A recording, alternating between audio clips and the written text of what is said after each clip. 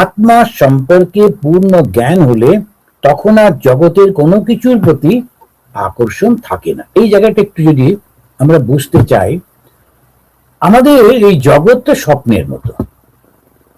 আমরা এই জগতে কেউ ভালো আছে, কেউ খারাপ আছে, কেউ অমুক, কেউ তমুক, চলতেই থাকে। এখন এই স্বপ্নটা একটু বড় স্বপ্ন বলে আমরা মনে করি আমরা সব জেগে আছি, এটা বিশেষ জীবন, তা কিন্তু না। সত্যি সত্যি এটা স্বপ্নের মতো। এখন স্বপ্নের মধ্যে আমরা অনেকক্ষণ কিন্তু স্বপ্ন দেখি, যেমন আমরা স্বপ্ন দেখি, অনেকক্ষণ স্বপ্ন দেখছি, কিন্তু আসলে কতক্ষণ স্বপ্ন দেখি? শুই তো হয়তো 2-5 ঘন্টা, তার মধ্যে 1 ঘন্টা হোক 2 ঘন্টা হোক যদি স্বপ্ন দেখি, ঢেউ প্রচুর সময় স্বপ্ন দেখেছি। এখন এই 2 ঘন্টার স্বপ্নতে কিন্তু আমরা প্রায় 50 বছর 60 বছর পেরিয়ে গেছি। এত কিছু দেখে ফেলি 2 ঘন্টার মধ্যে। ওই 2 ঘন্টার মধ্যে কিন্তু আমার মনে হচ্ছে কত জীবন হয়ে গেল। এই যে জীবন, এটাও ঠিক স্বপ্নের মতো। এবারে স্বপ্নের মধ্যে আমি কাঁদছি, আমি হাসছি, আমার বন্ধু, আমার শত্রু, সমস্ত কিছু রয়েছে, কিন্তু যেই স্বপ্নটা ভেঙে যায় তখন ওর প্রতি আর কোনো আকর্ষণ থাকে না, আমার জানতেও ইচ্ছা করে না। ঠিক তেমনি ভাবে এই জগৎটাকে যদি আপনি স্বপ্নের মতো মনে করি, তো এই যে জগতের নাম যশ অর্থ প্রতিপত্তি, এর প্রতি আর আকর্ষণ থাকবে না। কারণ এটা তো স্বপ্ন দেখছি, কি লাভ, কি করবো এগুলো নিয়ে? কিচ্ছু তো থাকবে না। এখন কিছু বলছে ইতিহাসের পাতায় নাম উঠবে, পরে কে? ওই কিছু লোক সেটা জন্মাচ্ছে আর মরছে, ও পড়লো কি পড়লো না তাতে কি বেসে গেল। এখন কিছু লোকের একদম যদি যাওয়া যায়, যে অনেক জায়গাতে একটা মূর্তি করে রেখে দিয়েছে, যারা টুরিস্ট ওরা এসে দেখলো আচ্ছা এটা কি, এটা মূর্তি, ব্যাস হয়ে গেল। মূর্তিটাকে যদি সুন্দর বানায় ওই সুন্দর জন্যই দেখে, কিন্তু ওই যে একটা বিরাট গোঁপ নিয়ে একটা লোক ভুরু কুঁচকে তাকিয়ে আছে, তিনি যে এককালের বিরাট শাসন করতেন, 50টা লোকের মাথা কেটেছেন, ওগুলো লোকে জানেই না। খুব খুব কম লোক জানে, এতে কি এসে গেল। এটা যদি বিচার করে দেখা যায় এই জগৎটা এত সিম্পল, এটা কিচ্ছু নেই, শুধু শুধু। এখন ভেবে দেখুন, মাদাম তুসো, ওর ওখানে গেছিলাম এবারে লন্ডনে, ছোট্ট একটা, বেশি বড় নয়, ছোট্ট একটা বাড়ি, তারপরে এই ঘিপচির মধ্যে এখানে একটা, ওখানে একটা মূর্তি, এখানে সেখানে করে করেছে। খুব বড় একটা যে সুন্দর জায়গা তা কিন্তু না, অল্প, লন্ডনে বেশি জায়গা তো নেই, কিন্তু সাজিয়েছে খুব চালাকি করে, সুন্দর করে, এখানে লাইট দিয়ে, এখানে এই দিয়ে ওই করে। একবার ঢুকলে পুরোটা না দেখে বেরোতে পারবে না, এ মহা মুশকিল। আচ্ছা একটু উঁকি মেরে দেখে চলে এলেন, তার উপায় নেই, ঢুকলে অন্য দিক দিয়ে বেরোতে হবে। এমন পুরোটা দেখাচ্ছে। একটা জায়গায় রয়েছে রাজ পরিবার, সেখানে রাজা তার স্ত্রীকে নিয়ে দাঁড়িয়ে আছেন, পুরনো। আর এই সব লোকগুলো গিয়ে ওই রানীর কাঁধে হাত রেখে ছবি তুলছে। ভেবে দেখুন দেখি, তো কি উৎপাত।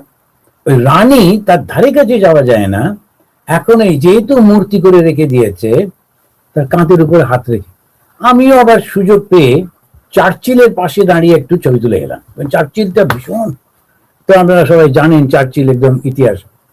এখন কি দাঁড়াচ্ছে তাহলে, ওই মূর্তি তৈরি করছে বটে, কিন্তু কতখানি বা লোকে সম্মান করে। আছে চার্চিল না, বেশিরভাগ লোক ইতিহাসও জানে না, মধ্যবয়সীরা একটু জানে, একদম বাচ্চাগুলো কে কোথায় ইতিহাস পড়ে। সুতরাং এই জিনিসটা অতি সাধারণ, কিছুই নেই। আমি মনে মনে ভাবছি আমার একটা মূর্তি যদি এখানে রাখতো, আরে ওরকমই হতো, কেউ একটা এসে কাঁধে হাত দিয়ে ছবি তুলতো, আর সেটার কোনো মূল্য নেই। তো এইরকম ভাবে যদি আমরা খেয়াল করি, তখন দেখা যাবে পর্যাপ্ত কামাস্যা, কামনাটা পরিপূর্ণ হয়ে গেছে, আর কোনো দরকার নেই। এই তখন এটাকে বলে বৈরাগ্য। অর্থ সম্পদ কিছুর জন্যই হবে না, এসবের জন্য কেন আমি আমার জীবনটাকে নষ্ট করব। এই বিচার থেকে বৈরাগ্যটা আসে। বিচার আর বৈরাগ্য, বারবার এটা বলা হয়। বিচার মানে কি, কোনটা পার্মানেন্ট আর কোনটা টেম্পোরারি, এটা হচ্ছে বিচার। সৎ আর অসৎ, সংস্কৃততে বলা হয় সৎ, দন্তস্য খণ্ডত্ব, সৎ, SAT। এই সৎ মানে কি, যেটা কোনোদিন পরিবর্তন হয় না। আর তার ঠিক উল্টোটা হচ্ছে অসৎ, মানে নেগেটিভ। এবারে অসৎ যদি হয়, তো কোনটা কোনটা অসৎ? সূর্য, সূর্যটাও নষ্ট হয়ে যাবে। তো সূর্যটাকে, যাকে রামচন্দ্র দেখেছে, কৃষ্ণ দেখেছে, আমার ঠাকুরদাদা, আমার বাবা, আমি সবাই মিলে দেখেছি, তথাপি কিন্তু ওটা টেম্পোরারি। তো এখন যখন এইটা মাথায় এলো সূর্যটাও টেম্পোরারি, তাহলে আর কাকে বলবো? সেই জন্য বলা হয় ওই ব্রহ্মা থেকে একটা লাম্প অফ গ্রাস, একটা কতগুলো ঘাসের একটা ছোট্ট, তার থেকে ব্রহ্মা যিনি সৃষ্টিকর্তা, ও কিন্তু একটু বেশি বাঁচবে বটে, তবু তো একদিন না একদিন শেষ হবে। তো সমস্তটা হয়ে গেল অসৎ, টেম্পোরারি। তাহলে সৎ কোনটা?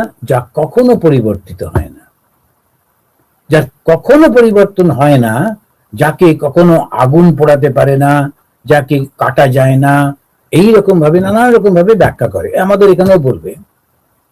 তা আমাদের সেই আত্মা সম্পর্কে যে জ্ঞানটা, এই বিচার করে, তাহলে এই সব যদি টেম্পোরারি হয়, আমি এইগুলো জানা, এইগুলো পাবার জন্য এত সময় নষ্ট করব কেন? এই তখনই হয়ে গেল বিচারটা পরে, তখন ওই ত্যাগটা এসে গেল। তখন বললো বৈরাগ্য, বিষয়ে বিরাগ, ঈশ্বরে অনুরাগ। ভগবান শ্রীরামকৃষ্ণ ডেফিনেশন দিচ্ছেন। একটা তো নেগেটিভ।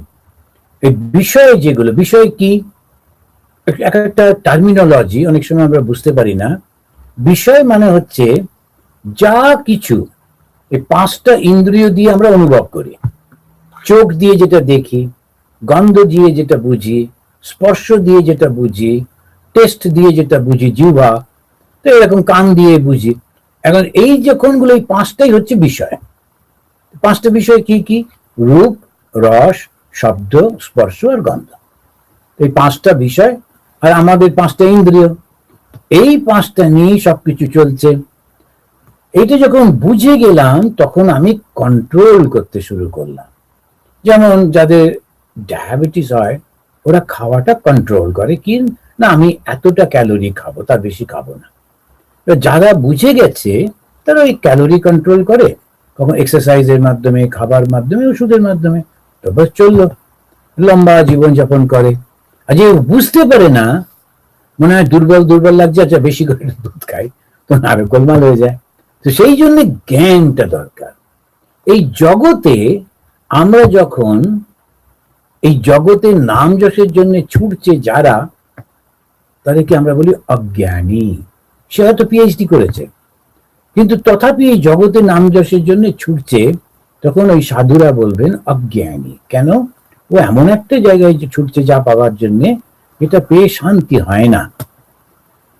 কিন্তু ওর উপায় নেই, ওর মনের বাসনা ওকে ঠেলে নিয়ে যাবে, ও থামতে পারবে না। তখন বলা হবে বেশ তো, ওটা করে নাও, কিন্তু একটু মন ঈশ্বরেতে রেখো, একটু বিচার রেখো, সাধু সঙ্গ করো, নির্জনে যেও, গোপনে প্রার্থনা করো। সেটাতেই তখন উনি বলছেন, এই যে বৈরাগ্য থেকে বাসনাহীন মন তখন শান্ত হয়ে যায়, এই মানুষেরা আর জন্ম লাভ করে না। তো জন্ম যারা মনে করছে আবার জন্মাবো, তাদের জন্য উপনিষদ না, ও ঠিকই আছে, আমি আবার জন্মাবো, আবার ই করবো, ঠিক আছে, ভালো তো, এক্সপিরিয়েন্স করে করে যাওয়া তো ঠিক আছে। কিন্তু যারা বুঝে গেছে না বাবু অনেক হয়েছে, আর জন্মাবো না, তখন তারা প্রথম হচ্ছে, আমি যে চিন্তাটা করি ওই বাসনা অনুযায়ী জন্ম হয়, সুতরাং চিন্তাটাতে আমার যেন ভ্রান্তি না থাকে, ভুল না থাকে। আমি কি চিন্তা করব? আমি সারাক্ষণ ভগবানের কোলে বসে আছি, তার চরণে বসে আছি। এই চিন্তাটা যখন করছি, না না না না, আমি কিছুতেই কোল থেকে নামবো না, আমি কিছুতেই চরণ ছাড়া হব না, আমার ওই জগতের ওই খেলনা দরকার নেই, খেলবি বলে ফাঁকি দিয়ে নামালি ভূতল বলে একটা সুন্দর গান আছে। কি খেলা খেলালি মাগো, আশা না মিটিল, রামপ্রসাদের গান। নিম খাওয়ালি চিনি বলে, আমরা ভাবলাম যে জগতে কত সুখ, তো সে জন্মে এই সমস্ত করে, তারপরে দেখলাম সুখ কোথায়, এত দুঃখের শেষ নেই। তো নিম খাওয়ালি চিনি বলে, অর্থাৎ তেতোটা তুমি মিষ্টি বলে আমাকে খাইয়ে দিয়েছ, তোমার দোষ, আমি এখন আর সব করবো না। এইটাই যে গানের মধ্যে দিয়ে বলছে, আমি ফিরে যেতে চাই। তো এইজন চলে যাচ্ছেন, কেমন করে ফিরবেন? একই সত্য কথা খুব অদ্ভুত, দুটো বিখ্যাত উপনিষদ একদম ভার্বাটিম একই মন্ত্র ব্যবহার করেছেন। একটা হচ্ছে মুন্ডক উপনিষদ, যেটা আমরা পড়ছি, আর একটা কঠ উপনিষদ, যেটা আমরা আগেই পাঠ করেছি। তো মুন্ডক উপনিষদের তৃতীয় মুন্ডক দ্বিতীয় অধ্যায়ে তৃতীয় মন্ত্র, আর কঠোপনিষদেরও ওই 1, 2, 24 নম্বর মন্ত্রে। দুটো বিখ্যাত উপনিষদই একই কথা বলছেন, চেষ্টা করে তাকে পাওয়া যাবে না। যতই তুমি, কি অদ্ভুত ব্যাপার, এখন চেষ্টা না করলে হবে না, চেষ্টা করলেও পাওয়া যাবে না, তো মহা মুশকিল। এই উপনিষদ বলছে যমে বৈশ্য বৃণুতে তেন লভ্য, উনি যাকে মনে করবেন আমি ওর মধ্যে প্রকাশিত হব, তার মধ্যে প্রকাশিত হবে, তুমি চেষ্টা করলে পাবে না। এটা খুব সূক্ষ্ম ব্যাপার। আমরা যখন এই হিন্দু ধর্ম সম্পর্কে কথা বলি, হিন্দু ধর্মের একেবারে চূড়ান্ত অবস্থা হচ্ছে বেদান্ত। আর বেদান্ত যখন শেখায় তখন একটা অদ্ভুত সুন্দর করে শেখায়, একটু ধৈর্য ধরে বুঝতে হবে। বলল তুমি কোনো কিছু কর্মের মধ্যে দিয়ে একে পাবে না। আমরা এখানে এই শ্লোকটাতে বলছে অয়ম আত্মা প্রবচনে না লভ্য, অয়ম আত্মা প্রবচনে না লভ্য, না মেধয়া না বহুনা শ্রুতেন, यमे वैश्य বৃণুতে তেন লভ্য, তস্যৈষ আত্মা বিবৃণুতে তনুম স্বাম। এটা এই দুটোই উপনিষদে একই মন্ত্র ব্যবহার করেছে। নয়ম আত্মা প্রবচনে ন লভ্য, না মেধয়া না বহুনা শ্রুতেনা। এই আত্মা, ন অয়ম আত্মা, অয়ম হচ্ছে এই, মানে যেটা সম্পর্কে আমরা আলোচনা করছি, অয়ম আত্মা, আত্মা আমাদের ভেতরে যে চৈতন্য, প্রবচনে না লভ্য। প্রবচন মানে কি?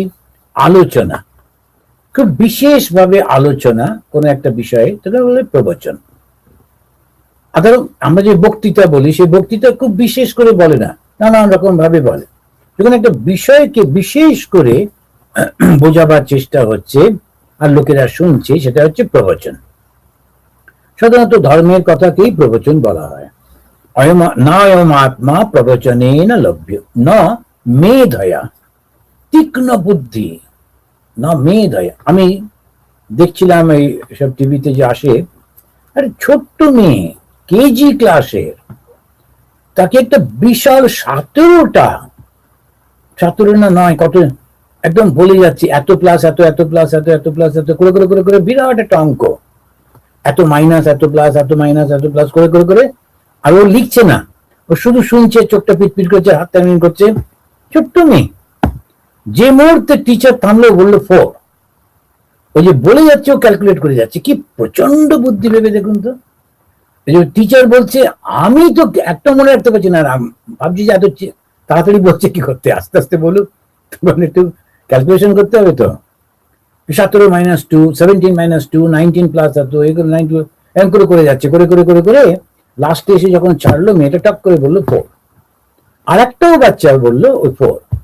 তো এই মেয়েটা আগে বলেছে বলে প্রথম হলো, ও সেকেন্ড হলো। আপনি ভেবে দেখুন কি বুদ্ধি, মানে অদ্ভুত ধরনের সমস্ত বুদ্ধি রয়েছে। কিন্তু এই বুদ্ধি দিয়ে আত্মজ্ঞান হবে না। তীক্ষ্ণ বুদ্ধি হতে পারে, কিন্তু আত্মজ্ঞান হবে না। তাই বলল যে নয়ম আত্মা প্রবচনে না লভ্য, না মেধয়া না বহুনা শ্রুতেনা।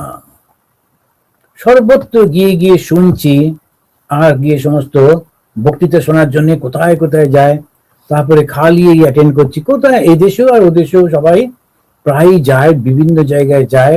ভালো, নইলে সাধুরা কার কাছে বক্তৃতা করবে, দল বেঁধে যাচ্ছে, ভালোই তো। কিন্তু ওই যে সব জায়গায় ঘুরে ঘুরে ঘুরে ঘুরে করে শুনে যাচ্ছি, বয়স হয়ে গেছে তবু থামতে পারছি না। কেননা ওই সময়টা কাটে, অত দূর যাওয়া, তারপর একটা কোম্পানির মধ্যে থাকা, ওই একটু গিয়ে বললো শুনলো, কিন্তু আরো অন্য লোকেদের সঙ্গে গল্প গুজব করে চলে আসা, এটা ভালোই হলো। বলছি না, তুমি যদি বারবার শোনো বা না প্রবচনে না লভ্য, তাতেও হবে না। যমে বৈশ্যে বৃণুতে তেন লভ্য, এটা একটা অদ্ভুত কথা বললেন। ওই আত্মা যাকে ভালোবাসেন, যাকে গ্রহণ করেন, তার মধ্যেই শুধু প্রকাশিত হন। यमे वैश वृणुते तेन लभ्य तस्त्रैष आत्मा विवृणुते तनुषाम। কেবল মাত্র তিনি যাকে পছন্দ করবেন তার মধ্যেই তিনি প্রকাশিত হবেন। এখন কথাটা হলো, আমাকে বলা হচ্ছে সাধু সঙ্গ করো, সাধু সঙ্গের পরে শুনে এবার তুমি নির্জনে গিয়ে বিচার করো, বিচার করবার পর এরপরে আত্মনিবেশ করো ওইটার উপরে। বেশ, এবারে যখন আমি প্রথমে সাধু সঙ্গ করতে বলছো, আবার এদিকে বলছো এটা শুনলে হবে না। আমি সাধুর কাছে গেলাম, শুনলাম, তারপরে বলছো আমি চেষ্টা করছি, কিন্তু বলছো তো হবে না। তাহলে আমি চেষ্টা করে কি করব? কেনই বেসব শুনতে যাব? আসলে কি বলতে চাইছে জানেন, কোনো কিছু করে যেটাকে পাওয়া যায় সেটা একটা বস্তু, কিন্তু ইনি অবস্তু। এটাকে যেমন সাবজেক্টিভ বলা হচ্ছে। এই সাবজেক্টিভটা যে জিনিসটা, সেটাকে তুমি কোনো কর্মের মধ্যে দিয়ে, কোনো বিচারের মধ্যে দিয়ে, কোনো জ্ঞানের মধ্যে দিয়ে, ধ্যানের মধ্যে দিয়ে তো পেতে পারো না। আর তাহলে এইগুলো করতে বলা হচ্ছে কেন?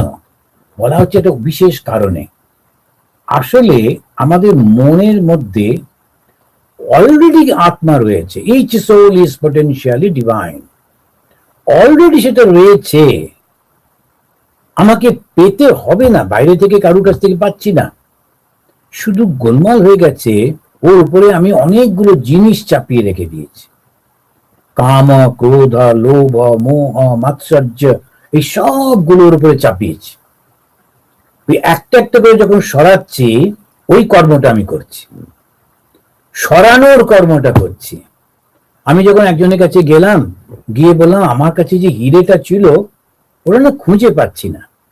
উনি তখন চোখ বুজে বলে, না না, ওই তো তোমার খাটের তলাতেই রয়েছে, যাও খাটের তলায় খুঁজে পাবে। এখন এসে দেখলাম ওই খাটটা আমি ব্যবহার করি না, যত বাড়ির জিনিসপত্র ওর উপরে চাপিয়েছি। এখন আমাকে এই হিরেটা পেতে গেলে কি করতে হবে? কাম, ক্রোধ, লোভ, মোহ, মাৎসর্য, এই যে 5টা স্তরে আমি নানান রকমের জিনিস রেখেছি, বালিশ রেখেছি, তোষক রেখেছি, এই রেখেছি, সেই রেখেছি, ওগুলো আমি একটা একটা করে সরিয়ে দিচ্ছি। ওই সরানোর কর্মটা করছি। যেই মুহূর্তে আমি শেষ জিনিসটা সরিয়ে দিলাম, ওই হিরেটা যেমন ছিল তেমন ভাবে উদ্ভাসিত হলো। তাকেই বলা হচ্ছে ইয়ামে বৈশে বৃণুতে তেন লভ্য। আর তোমার কাজটা কি?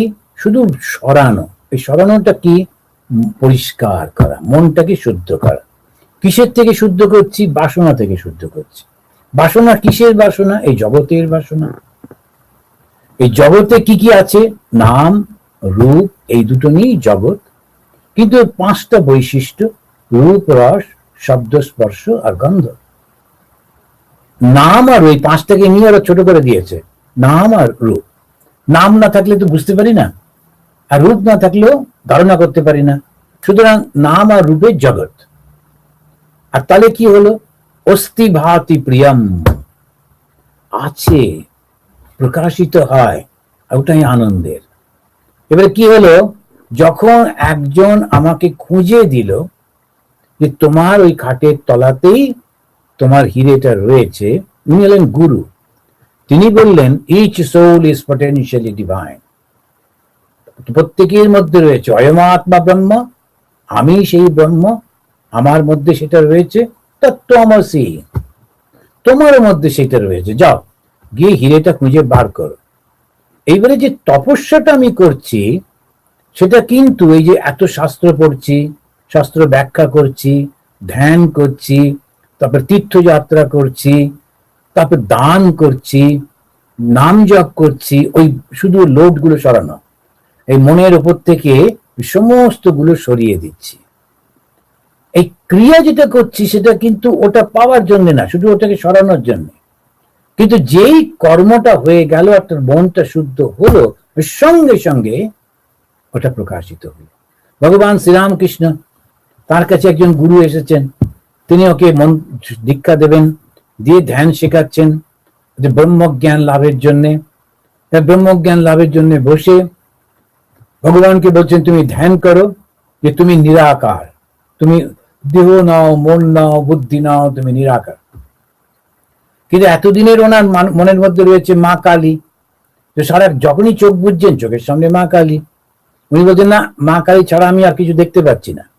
ওর গুরু তখন সিম্বলিক একটা কাঁচের টুকরো নিয়ে কপালে দুটো ভুরুর মাঝখানে বিধিয়ে দিয়ে বললেন, এখানে মনটাকে নিয়ে এসো, মাকে এই তরোয়াল দিয়ে কেটে দাও, আর তোমার আকারের দরকার নেই, নিরাকারে চলে যাও। মুহূর্তের মধ্যে তিনি সেই নিরাকারের মধ্যে মিলিয়ে গেলেন। আর যেটাকে বলা হয় নির্বিকল্প সমাধি। সবিকল্প, নির্বিকল্প। স মানে সঙ্গে, কল্প মানে কোনো একটা বিষয়, যেমন মা কালী একটা বিষয়, শিব একটা বিষয়, ওমকার একটা বিষয়, যখন ওটাও নেই, একেবারে ওই জ্যোতির মধ্যে, সেই আনন্দের মধ্যে মিলিয়ে যাচ্ছেন। যার হয় সেই শুধু বোঝে, একে মুখে বলা যায় না। এই হচ্ছে হিন্দুত্ব। সেই জন্য বললেন রিলিজিয়নটা কি? রিয়েলাইজেশন। স্বামী বিবেকানন্দ বলছেন রিলিজিয়ন ইজ রিয়েলাইজেশন। তার আগে যতগুলো আমরা করছি শুধু চেষ্টা মাত্র, ওটা রিলিজিয়ন না। তো তারপরে আর একটা করে বলছেন religion is a process that makes a brute unto man, man unto God. এবার ধীরে ধীরে সেই মানুষটা জগতের এইটা আমার চাই, ওইটা আমার চাই, এইটা এর সঙ্গে লড়াই করবো, ওর সঙ্গে ঝগড়া করবো করে যাচ্ছিল। সে এবারে উইথড্র করলো, না কোনো কিছু নেই, জগৎ তো কোনো কি থাকেও না কিছু। সুতরাং ওই 10,000 বছর, 20,000 বছর কি এটা এমন কিছুই না, আমার ওটার প্রয়োজন নেই। সে যখন ওইটা থেকে মনটা সরিয়ে নিল, তখন তাকে নানান লোকে নানান প্রশংসা করতে লাগলো, তার কাছে এসে প্রণাম করতে লাগলো। তখন আবার একটা সমস্যা হলো অহংকার। এই অহংকারটাও যখন সে ভেঙে দিতে পারলো, তখন যেটা থাকলো সেটা হচ্ছে ও নিজে। আর তখন সে আনন্দে বিভোর হয়ে যাচ্ছে। কেন? ওটা আনন্দেরই উৎস, আনন্দের উৎস বলে আনন্দে বিভোর হয়ে যাচ্ছে। ওটা কখনো দুঃখ নয়, কিন্তু ওটা আনন্দ। আর আমরা তো আনন্দ খুঁজছি। তাহলে আমরা এই যে শিক্ষাটা পেলাম, আত্মজ্ঞান মানে কি? অলরেডি এই জ্ঞানটা আমাদের মধ্যে রয়েছে, শুধু ওপর থেকে আমাদের কভার গুলো সরিয়ে দিতে হবে। কোন ক্রিয়ার মাধ্যমে আত্মাকে জানা যায় না, শুধু ওই ক্রিয়াগুলোর মাধ্যমে আত্মার উপরে যে কভার গুলো রয়েছে সেইগুলো শুধু সরিয়ে দিতে হয়। তো এর ঠিক পরের মন্ত্রেই তিনি স্পষ্ট করে বলছেন, ন অয়ম আত্মা বলহীনেন লভ্য।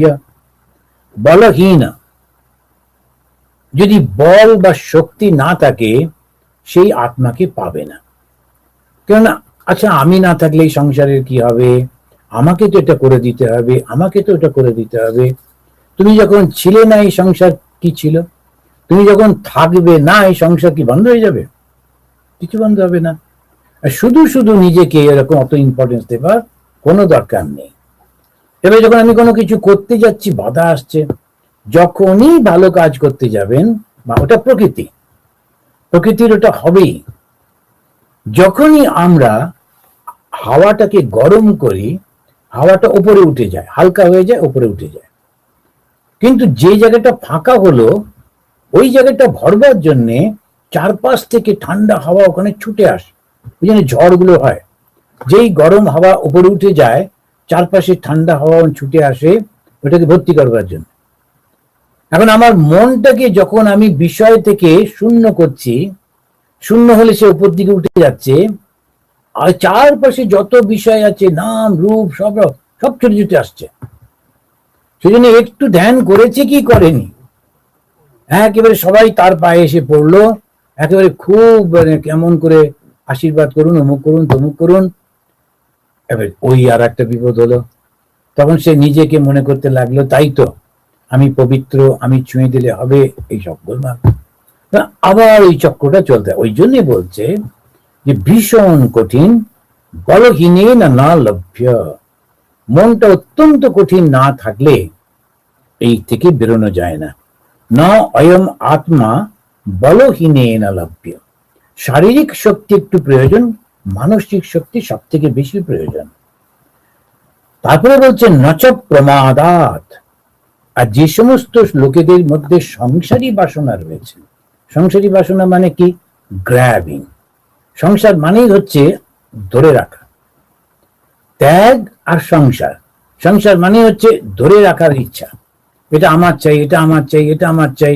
কিছু কিছু লোক আছেন সবসময় আমার চাই, আমার চাই। তার মধ্যে প্রচন্ড সংসারী বাসনা। গেরুয়া নিলেও কিন্তু এইসব থাকে, খুব সাবধান হতে হয়।